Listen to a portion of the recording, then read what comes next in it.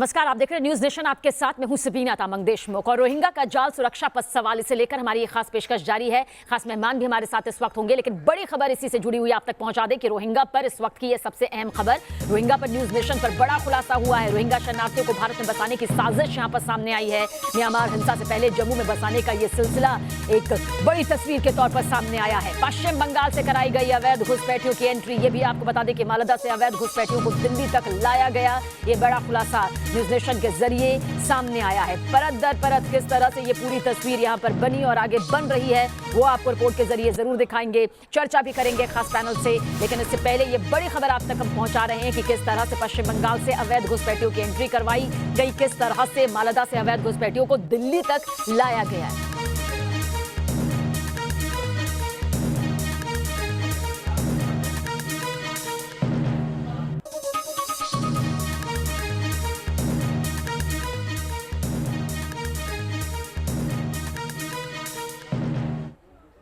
और खास चर्चा के लिए खास पैनल इस वक्त हमारे साथ मौजूद है। हमारे साथ retired colonel TP Tyagi ji मौजूद हैं, आप रक्षा विशेषज्ञ हैं। इसके अलावा सुशील पंडित जी हमारे साथ मौजूद हैं, जम्मू कश्मीर के मामलों के जानकार हैं। साथ ही हुनर गुप्ता जी हमारे साथ मौजूद हैं, आप जम्मू कश्मीर हाई कोर्ट में वकालत करते हैं, वकील हैं। आप सभी का बहुत बहुत स्वागत है। इस मुद्दे पर आप सभी से चर्चा होगी, बहुत गहनता के साथ, गंभीरता के साथ हम आपसे बातचीत यहाँ पर करेंगे, लेकिन उससे पहले ये रिपोर्ट जरूर देखें। अपना सामान लेकर भागते लोग, खाली पड़ी बस्तियां और लंबी कतार लगाकर कागजातों के वेरिफिकेशन की प्रक्रिया। जम्मू से आई ये वो तस्वीरें हैं जिन्होंने देश भर में एक बार फिर से रोहिंग्याओं के मुद्दे को हवा दे दी। बंगाल के मालदा से लेकर दिल्ली और जम्मू तक सुरक्षा एजेंसियां अलर्ट, कई सवालों के जवाब तलाशे जा रहे। मसलन बांग्लादेश का बॉर्डर पार करके जम्मू तक कैसे पहुंचे रोहिंग्या मुसलमान, किस साजिश के तहत जम्मू में रोहिंग्या को बसाया गया, घुसपैठ को परमानेंट परमिट देने के पीछे वजह क्या है, वो कौन लोग हैं जिन्होंने आउट ऑफ द वे जाकर इन्हें बसाया, और सबसे बड़ा सवाल, क्या जम्मू की डेमोग्राफी बदलने के लिए इन रोहिंग्याओं को हजारों किलोमीटर दूर बांग्लादेश से लाकर बसाया गया। इन सवालों का जवाब तलाशने के लिए न्यूज नेशन ने दिल्ली से जम्मू तक इन्वेस्टिगेशन किया। जम्मू में news nation reporter Shahnawaz Khan, जबकि दिल्ली में रुमानुल्लाह खान ने जमीनी तहकीकात की। आखिर किस साजिश के तहत बड़ी तादाद में अवैध तौर से रोहिंग्या भारत में घुसपैठ कर गए, और ये घुसपैठ बांग्लादेश के जरिए पश्चिम बंगाल में हुई। इतना ही नहीं, साजिशन इन रोहिंग्याओं को पश्चिम बंगाल से जम्मू कश्मीर में ले जाकर बसा भी दिया गया। दरअसल ये देश के कुछ खास हिस्सों में पॉपुलेशन डेमोग्राफी को बदलने की साजिश है, और इस साजिश से जुड़े हुए लोग पश्चिम बंगाल से लेकर दिल्ली और जम्मू कश्मीर तक फैले हैं। आज नेशन इन्वेस्टिगेशन में हम इसी रोहिंग्या वाली साजिश की पड़ताल करेंगे। सबसे पहले इन तस्वीरों को देखें। किसी के सिर पर सामान है तो किसी की गोद में बच्चा। जम्मू में सालों से रहने वाले ये वो रोहिंग्या मुसलमान हैं जिन पर बीते 7 मार्च को शासन प्रशासन ने एक्शन लिया तो हर तरफ हड़कंप मच गया। इस एक्शन में फॉरेन एक्ट का उल्लंघन कर गैर कानूनी तरीके से आए रोहिंग्या रिफ्यूजियों का वेरिफिकेशन करके करीब 155 लोगों को होल्डिंग सेंटर भेजा गया।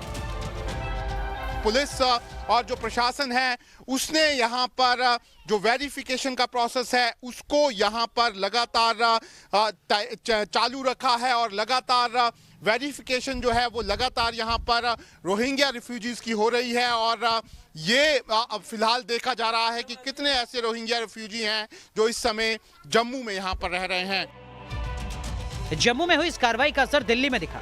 जम्मू से 88 रोहिंग्या दिल्ली के विकासपुरी में मौजूद UNHCR रजिस्ट्रेशन के दफ्तर अपने दस्तावेज बनवाने पहुंच गए, जिनसे अब FRRO यानी फॉरेनर्स रीजनल रजिस्ट्रेशन ऑफिसर के ट्रांजिट कैंप में पूछताछ की जा रही है।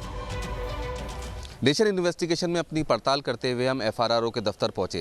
यहाँ पर हमें पता चला कि UNHCR के दफ्तर से जो रोहिंग्या थे उनको FRRO की टीम अपने साथ अपने कैंप में लेकर गई, जहाँ पर उनका मेडिकल चेकअप हो रहा है, साथ ही कोरोना टेस्ट होगा, और साथ ही उनके दस्तावेज़ों की भी पड़ताल की जा रही है। ये जानने की कोशिश की जा रही है कि आखिर वो किस तरीके से म्यांमार से जम्मू कश्मीर पहुँचे और जम्मू कश्मीर से फिर दिल्ली कैसे पहुँचे, किन लोगों ने उनकी मदद की, कितने लोगों के पास जो दस्तावेज़ हैं वो पूरे हैं और कितने लोगों के पास नहीं है। इस जांच में कई अहम चौंकाने वाले खुलासे हुए हैं, और इस बात की उम्मीद है कि भारत में रोहिंग्या को घुसाने की जो साजिश है उससे जुड़े हुए चेहरे जल्द ही इस पूछताछ के बाद बेनकाब होंगे।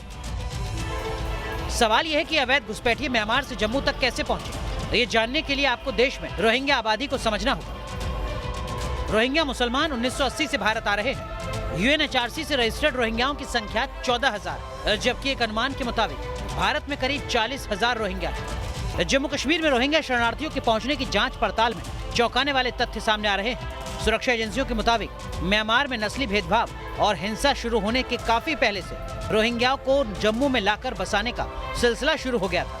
कहीं ना कहीं सरकार भी इनको, जो तब की सरकार जो जहाँ से कांग्रेस, पीडीपी, एनसी, इन्होंने इनको बसाने में, यहाँ पे रहने में, इनको Aadhaar card, voter card, ration card, यहाँ तक कि पीआरसी, परमानेंट रेजिडेंट सर्टिफिकेट तक एक्वायर करने में यहाँ पे एडमिनिस्ट्रेशन से मदद करी है। जम्मू में अवैध घुसपैठियों की तादाद दिन ब दिन कैसे बढ़ती गई, इसकी पड़ताल के दौरान हमारी मुलाकात वकील हुनर गुप्ता से हुई। ये वही वकील हैं जिन्होंने साल 2017 में जम्मू कश्मीर हाईकोर्ट में एक पीआईएल दाखिल की थी, जिसे लेकर बीते महीने 9 फरवरी को कोर्ट ने आदेश जारी कर सरकार से रोहिंग्याओं की सही जानकारी देने को कहा था। 2017 में असेंबली में क्वेश्चन पूछा गया था, तब की गृह मंत्री महबूबा मुफ्ती ने इनकी सिर्फ संख्या 213 करके बताई थी। तो डेलिब्रेटली एक इंटेंशन थी इनको अंडरमाइन करने की, इनकी संख्या को कम बताने की। अभी जैसे आप रिपोर्ट्स आ रही है, जो अनकन्फर्म्ड जो रिपोर्ट्स हैं, they are more than about 30,000 people.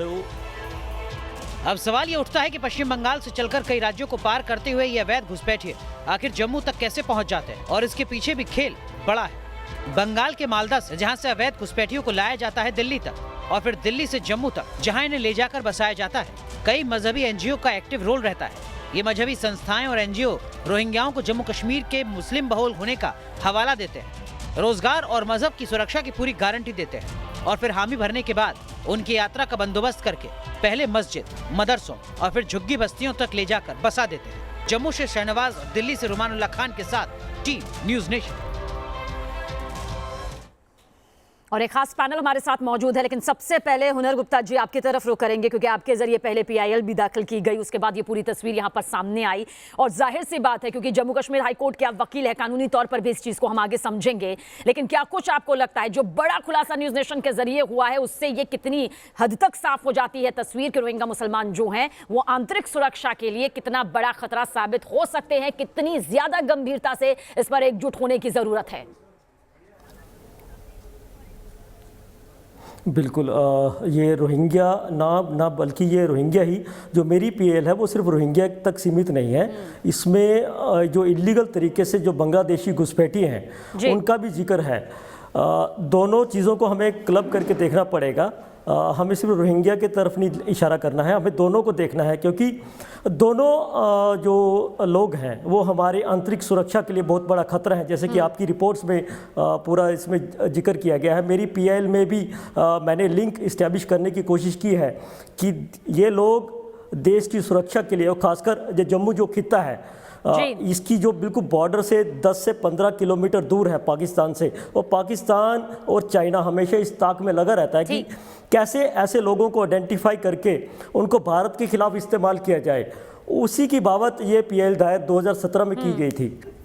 बिल्कुल, और जाहिर सी बात है देश की आंतरिक सुरक्षा का जब जिक्र यहाँ पर सामने आता है, क्योंकि एक बड़ा जाल जिस तरह से यहाँ पर एक खुलासे के तौर पर सामने आया है, इसलिए चर्चा भी यहाँ पर जरूरी हो जाती है। हर कोने पर मौजूद रोहिंग्या मुसलमान जो हैं वो किस तरह से देश के लिए खतरे की घंटी बजा चुके हैं, इस पर हम बातचीत करना चाहेंगे टीपी त्यागी जी आपसे, क्योंकि सुरक्षा सबसे बड़ा मुद्दा है, अहम मुद्दा है, जिसमें एकजुटता नजर आती है, हमें सियासत भी दिखाई देती है। हालांकि रक्षा विशेषज्ञ होने के नाते सियासत से हटकर हम आपसे पूछेंगे कितना जरूरी हो जाता है कि आइडेंटिफाई किया जाए, इस चीज को समझा जाए, और ये जो खुलासे हैं उन्हें और गंभीरता से लिया जाए, क्योंकि बात देश की आंतरिक सुरक्षा से, देश की असमत से जुड़ा है।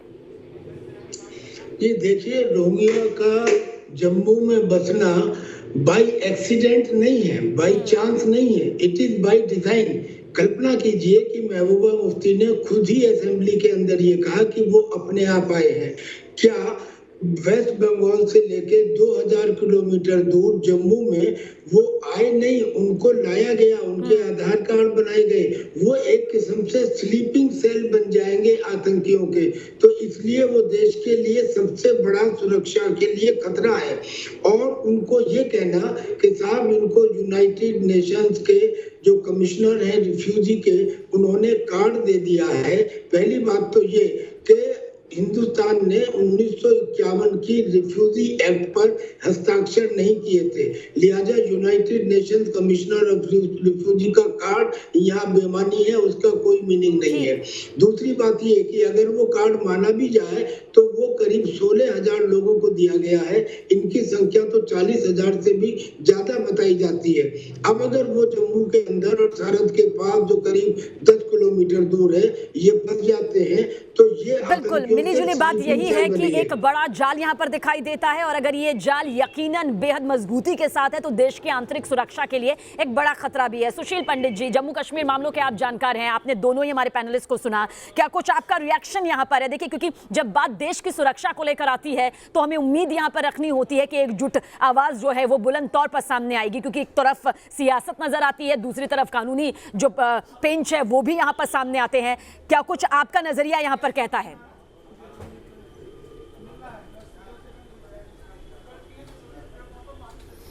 बहुत बहुत धन्यवाद सबीना जी। मैं सबको पहले नमस्कार कहूँगा, महाशिवरात्रि की शुभकामनाएं दूंगा। देखिए, रोहिंग्या एक देश टाप कर आए हैं, ये म्यांमार के अराकान क्षेत्र से आए हैं, बीच में बांग्लादेश पड़ता है और उसके बाद 9 राज्यों की सीमाएं हैं। बंगाल है, बिहार है, उत्तर प्रदेश है, उत्तराखंड, हिमाचल प्रदेश है, पंजाब, हरियाणा, दिल्ली से होते हुए ये जम्मू पहुंचे हैं। और जम्मू 100, 200, 1000, 2000 नहीं, हजारों की संख्या में आए हैं। और ये 2011 की दिसंबर, 2012 की जनवरी, इन 2-3 महीनों में बड़ी संख्या में लाए गए और जम्मू के भटिंडी इलाके में बसाए गए। भटिंडी एक रिजर्व फॉरेस्ट है, गवर्नमेंट लैंड है। ये वही जगह है जहां फारूक अब्दुल्ला ने एकड़ों जमीन एक तरह से जबरदस्ती हथिया ली है और वहां पर अवैध निर्माण करके अपना एक किले जैसा मकान बनाया है। और ये उन्हीं के बेटे के मुख्यमंत्रित्व काल में हुआ। उमर अब्दुल्ला तब प्रदेश के मुख्यमंत्री थे, यूपीए सरकार थी दिल्ली में। इतनी बड़ी संख्या में, इतनी बड़ी दूरी नाप करके आए हुए लोग बस जाएं, ये बिना सरकार की सहमति के मिलीभगत के संभव नहीं है। इसमें केंद्र सरकार और राज्य सरकार के शीर्ष राजनीतिक नेतृत्व की मिलीभगत है। इस देश में इस पर एक व्हाइट पेपर आना चाहिए। आपको मैं याद दिलाऊं, 2008 में अमरनाथ यात्रियों के लिए जो लाखों की संख्या में जाते हैं, चंद एकड़ जमीन 15,000 13,000 फुट की ऊंचाई के ऊपर पोटा केबिन बनाने के लिए, टेम्परेरी शेल्टर्स बनाने के लिए सरकार ने दी थी अमरनाथ श्राइन बोर्ड को कि किसी का फ्रैक्चर हो जाए, किसी को दिल का दौरा पड़ जाए, बर्फ हो जाए, फिसल जाए, कुछ हो जाए तो स्ट्रेचर की सुविधा उपलब्ध हो, ऑक्सीजन की सुविधा उपलब्ध हो। पूरे कश्मीर के राजनीतिक दल सड़कों पे आ गए कि हम 1 इंच जमीन नहीं देंगे। ये हिंदुओं का तीर्थ था, ये हिंदू तीर्थयात्री थे। चलिए, इतना यहाँ पर तय है कि अगर आग बबूला हो गया और वो जमीन वापस छीन ली गई, फैलाने की कोई कोशिश हो रही है, वो जमीन वापस छीन ली गई। न्यूज़ नेशन ने जिस तरह से ये बड़ा खुलासा यहाँ पर किया है, उसके बाद सवाल यही खड़ा होता है कि आखिर किस तरह से इस पूरे मामले को लेकर आगे की तस्वीर बनेगी। आप सभी हमारे साथ बने रहिएगा, कुछ और अहम सवालों के जवाब आपसे यहाँ पर तलाशने की कोशिश करेंगे, क्योंकि बात देश की सुरक्षा से जुड़ी हुई है। एक छोटा सा ब्रेक, बहुत जल्द हाजिर हो रहे हैं।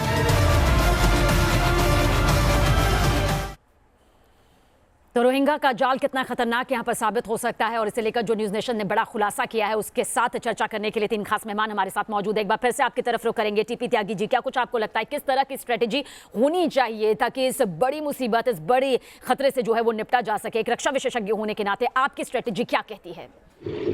देखिए, कश्मीर के अंदर एक मुठभेड़ में जो आतंकी मारे गए थे उनमें एक आतंकी यानी कि एक रोहिंग्या भी था।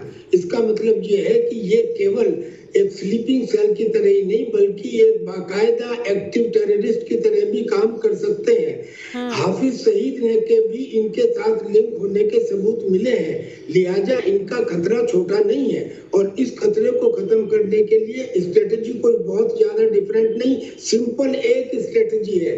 इनके जो हिमायती हैं इनकी जो सहायता करने वाले हैं, चाहे वो कोई भी हो, चाहे वो कोई राजनीतिक पार्टी के लोग हो, उनका अब बहिष्कार किया जाए। और अगर सरकार नहीं करती तो आप हुनर गुप्ता जी, आप इससे सहमत नजर आते हैं? एक स्ट्रेटेजी यहाँ पर त्यागी जी बता रहे हैं। देखिए, इसमें एकजुटता अभी भी नजर नहीं आती है, चाहे वो सियासी तौर पर हो या फिर ना हो। हिंदुस्तान शरणार्थियों का दर्द बखूबी समझता है, लेकिन उन शरणार्थियों का नहीं जो हिंदुस्तान के लिए खतरा साबित हो सकते हैं, जिनके आतंकी कनेक्शन भी सामने आते हैं। ऐसे में क्या कुछ आपको लगता है कि आगे की रणनीति के तहत होना चाहिए? शहनाज जी, आपके व्यूअर्स को एक चीज़ बताना चाहता हूं कि इंडिया ने इंटरनेशनल रिफ्यूजी कन्वेंशन को 1951 को साइन नहीं किया। हमारे ऊपर कोई दायित्व नहीं बनता है कि हम जो भी इलीगल तरीके से बिना परमिशन के हमारे देश में या हमारे इस जम्मू रीजन में घुस आता है उसको यहाँ पे रखें, और वो भी ऐसे लोगों को जिनका आतंकी लिंक निकलता है। वही चीज़ मैंने आपकी रिपोर्ट में आपने पहले ही बताई कि 2015 में महबूबा बिल्कुल सुशील पंडित जी, लास्ट रिएक्शन यहाँ पर आपसे चाहेंगे, वक्त कम है इसलिए जल्द आपसे सर यहाँ पर समझना चाहेंगे क्या कुछ आपको लगता है, क्या कुछ होना चाहिए, क्योंकि एक बड़ा खतरा है जिसका खुलासा न्यूज़ नेशन ने यहाँ पर अपनी रिपोर्ट के जरिए किया।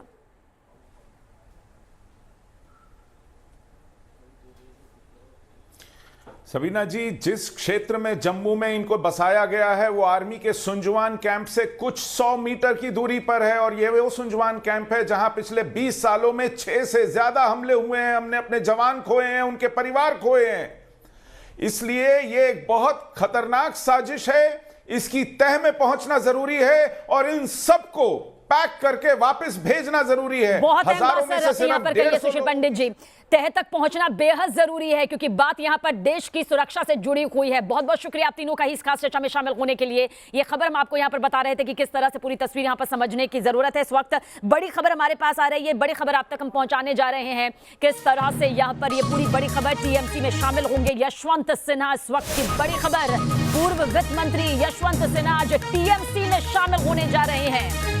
तो टीएमसी में शामिल होंगे यशवंत सिन्हा, पूर्व वित्त मंत्री रह चुके हैं, कई बड़ी जिम्मेदारियों को अब तक निभा चुके हैं। राजनीति का एक लंबा अनुभव इनके पास मौजूद है। पूर्व वित्त मंत्री रह चुके हैं यशवंत सिन्हा, ऐसे में टीएमसी में आज शामिल होने जा रहे हैं। तो अदला बदली का ये दौर जो है वो लगातार यहाँ पर जारी है। टीएमसी दफ्तर भी बताया जा रहा है कि कोलकाता में यशवंत सिन्हा पहुंच चुके हैं, और आगे भी खबरों का सिलसिला लगातार जारी रहेगा। आप बने रहिए हमारे साथ।